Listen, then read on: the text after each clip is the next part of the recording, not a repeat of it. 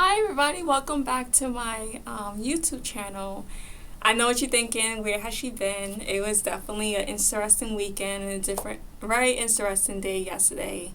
And yeah, which is a lot of things I had to get done. And I wasn't at this place, and I just feel inspired when I'm here. So yeah, I'm just gonna get right into it, everybody. It has been a morning so far, and yeah, I'm running a little behind, but I was like, you know what, just show up and just give your best, you know. So I'm going to read this blog post. It's called Upside Down Reality and Faith. I'm going through something right now that is going to knock my whole world upside down. It is going to affect my morning, afternoon, and evening routines, including my weekends. I was starting to get comfortable with how things are now. I just got into this amazing morning and evening routine, which took months to get into control. That's real, yes. Now I am being asked to embrace a new and harder reality. This change may cause some persecution and criticism. There will be days when I would feel overwhelmed and drained mentally and physically. Despite all of that, I'm being asked to not worry, complain, or sin in anger. Seems like a daunting and near impossible task, right? Well, not for my God. I ask God to take control of my entire life. I ask for God's will. I ask God to do whatever He wants to do in my life. My life is His, and that is the best decision I made in my life. I have decided to place my hope and trust in my God. God has not failed to disappoint me. Even in my tears, even in my disappointments, even in my hurt, even in my pain, and even in my sorrow. Even those times when I was emptied, God has not disappointed me. The story does not end there. God came through and delivered. God has done that for me. God has done that for me in a way that no one else could ever do that for me. I trust in my God and I love Him. And why shouldn't I? All my sins have been forgiven. I have a new identity. God has broken and destroyed my addiction. God has loved me through it all. God is with me and He adores me. God sees me, validates me, completes me, and keeps me grounded. The past couple of days, I wanted validation and acceptance from people. I wanted to be heard, and I didn't get that. People responded the best way they knew how, but it wasn't what I wanted. I knew it came from a true love and concern for me, but it left me feeling invalidated. I went to God through prayer and His Word and left feeling amazing. That is why I'm content in my God and truly embracing my singleness and purity. That is when I can go through times of trial, temptations, and struggles with God's joy. God has me and is not done with me. I am so honored to even speak to Him or have God around me. What God has done will always be treasured, valued, and appreciated.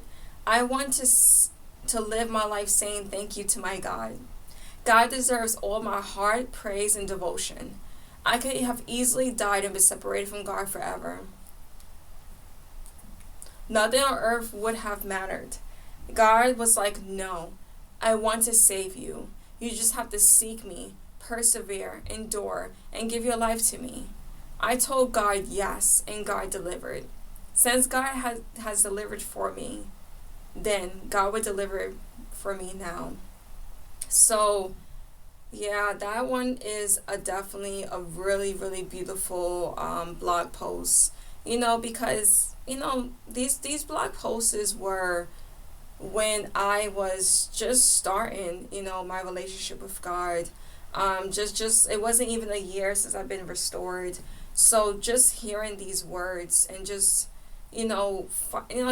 just hearing these words and just remembering how I was feeling at that time, and it was a lot, and I'm really, really glad that God has been showing this to me. He's been faithful, and yeah, I just feel really, encouraged with this, because it just shows me that all I have to do is just live for God, and that's it.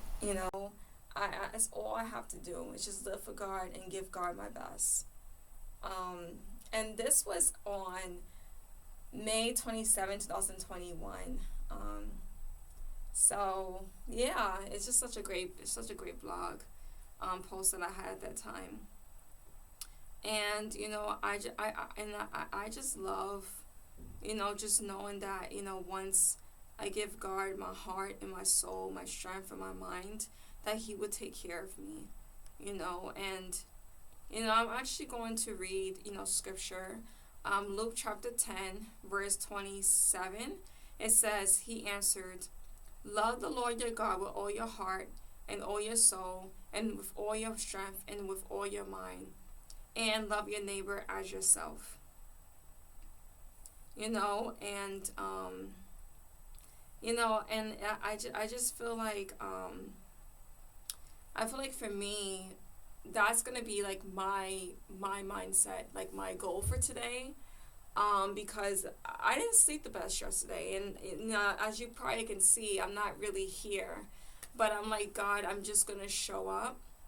I'm gonna fight to make sure that my heart is pure today, and I'm going to make sure that I come to God first, not food. Because you know what they say, like if you don't sleep that well, your hunger hormones and stuff like that is much more active. Your cravings are much more intense.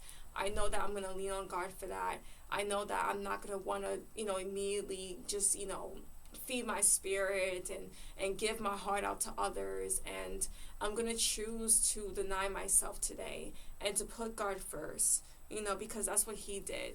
And it even says in Luke chapter 10, verse 37, the expert and the Lord replied, no, actually in verse 36, it says, which of these three do you think was a neighbor to the man who fell into the hands of the robbers? Verse 37, the expert and the Lord replied, the one who had mercy on him. Jesus told him, go and do likewise. So just like Jesus laid His life down, just like Jesus denied Himself and picked up the cross and followed God daily, just like Jesus, lived to glorify God no matter what He was going through, that needs to be my mindset too. Not just when it's convenient, not just when I had a perfect sleep, not when I have a perfect circumstance, but in the midst of the trenches, in the midst of not having the best morning or not having the best sleep or not having the best day, I'm still going to choose to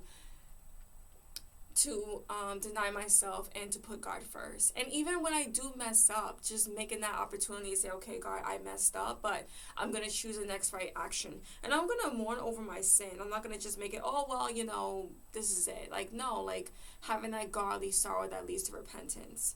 And it just says here in Luke chapter 9, verse 23, then He said to them all, whoever wants to be my disciple must deny themselves and take up their cross daily and follow me. Verse 24, for whoever wants to save their life will lose it, but whoever loses their life for me will save it.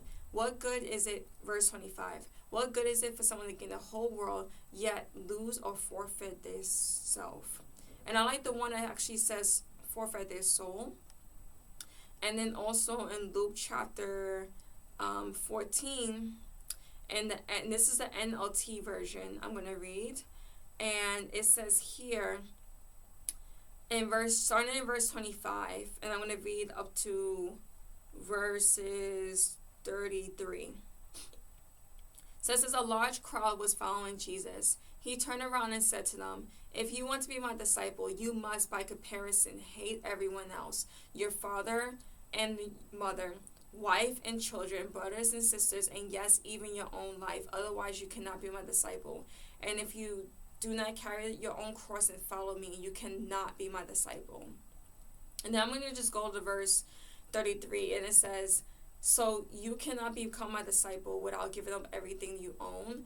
But in this verse, I actually love the NIV version, so I'm going to actually compare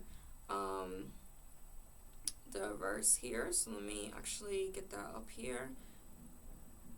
So it says in the NIV, verse 33, in the same way, those of you who do not give up everything you have cannot be my disciples. And in the NSB version, 1995, verse 33, it says, so then none of you can be my disciple, whoever does not give up all his own possessions.